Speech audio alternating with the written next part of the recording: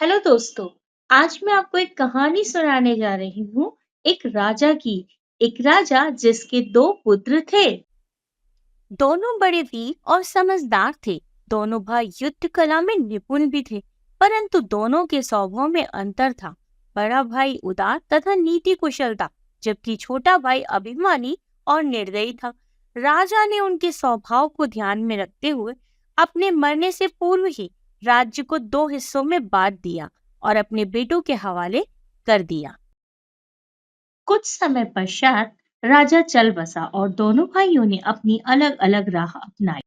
बड़ा भाई यश चाहता था और बड़ा भाई अपनी जनता को खुशहाल बनाने के लिए तरह तरह के उपाय करने लगा। वो फकीरों और दुखियों का दुख बांटता, जरूरतमंदों को जरूरतें उनकी पूरी करता, भूखों को खाने के लिए भोजन देता, अपनी सेना के सैनिकों को प्रसन्न रखता, राज्य के अमीर व्यापारियों को विदेशों में व्यापार करने के लिए प्रेरित करता और उसके राज्य में न्याय और सुरक्षा के पुख्ता इंतजाम थे और उसका राज्य शक्तिशाली बन गया और उसका यश चारों दिशाओं में फैल गया।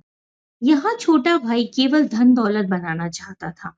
छोटे भाई ने अपने राज्य के विस्तार और अधिकाधिक धन का संग्रह करने के उद्देश्य से किसानों की जमीन पर लगान बढ़ा दिया, व्यापारियों के काम तथा माल में बेईमानी करने लगा, गरीबों की सहायता करने के बजाय उन पर अत्याचार करने लगा। धन को जमा करने में वो इतनी धूर्तता दिखाई कि उसकी सेना भी परेशान हो उठी। 99 के फेर में ना उसने खुद को चैन पाया और ना ही किसी को चैन से रहने दिया। यहाँ खेती बाड़ी सब चौपट हो गई, लोग भूखे मरने लगे, चारों ओर त्राही त्राही मच गई। राज्य की अस्थिरता को देखते हुए पड़ोसी राज्य ने उस पर हमला बोल दिया।